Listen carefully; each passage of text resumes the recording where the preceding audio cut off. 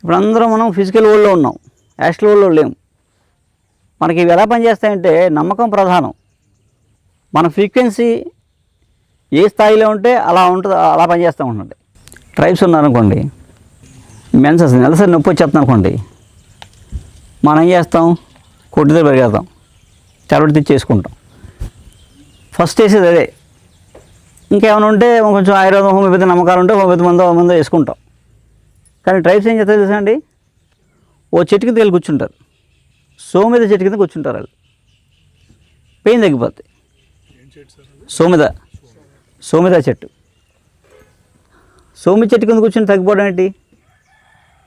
దాన్ని ఏమైనా మన అనాలిసిస్ చేసి ఇప్పుడు సైంటిస్టులను కనిపెట్టగలరా? కానీ తగ్గుతుంది అక్కడ. ఆ సోమిద చెట్టుని మామూలుగా గర్భాశయ దోషాలు పోతాయి. మామూలుగా ఆ సోమిద చెట్టు తింటే కడుపు తగ్గిపోద్ది. పెయిన్ కిల్లర్, నొప్పులు తగ్గుతాయి దానివల్ల, నీరసం తగ్గుతుంది, నెర్వ్ స్ట్రెంగ్త్, చాలా ఉపయోగాలు ఉన్నాయి. చెట్టు కిందకి వెళ్తేనే తగ్గిపోతాయి.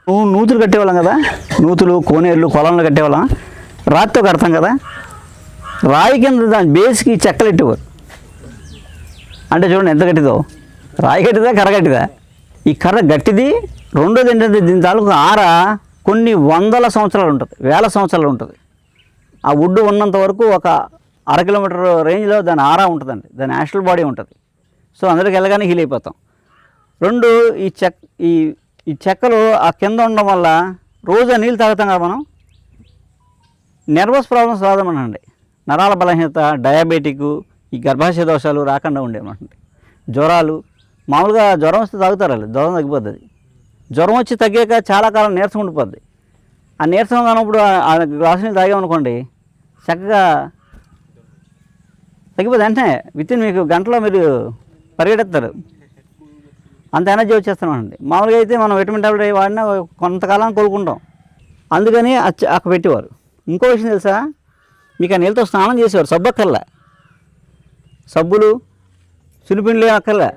మేము నిన్న ఒక వీడియో చేసిన దాని మీద, ఇంత ముక్కలు 2 ముక్కలు 1 లీటర్ నీళ్ళు వేసి రాత్రి పొద్దున్నే కొంచెం మరగబెడితే నీళ్ళు ఎర్రగా అయిపోతాయి. ఆ నీళ్ళు క్లాత్ పెట్టేసి ఇలా తోమేసుకొని నీళ్ళు స్నానం చేస్తామనుకోండి, ఫ్రెష్గా అయిపోతుంది, మొత్తం క్లీన్ అయిపోతుంది. ఏంటి, చర్మం చాలా క్లీన్గా ఉంటుంది, మృదువుగా ఉంటుంది, చాలా గ్లోగా ఉంటుంది. ఇంకోటి తెలుసా అండి, మామూలుగా ఆముదం రాస్తే అనుకోండి ఎంత జిడ్డు ఉంటుంది, సబ్బెట్టు కట్టినా పోదు. ఆముదం రాసుకుని సబ్బెట్టు కట్టినా పోదు.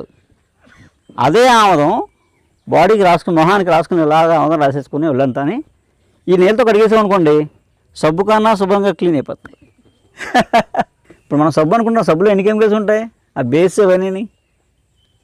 దానివల్ల మన మంచి సెల్స్ చచ్చిపోతాయి. దీనివల్ల డిటాక్షన్ మొత్తం డెడ్ సెల్స్ అన్నీ పోయి ఫ్రెష్ ఉంటాయన్నమాట. అది అంత ఉపయోగం.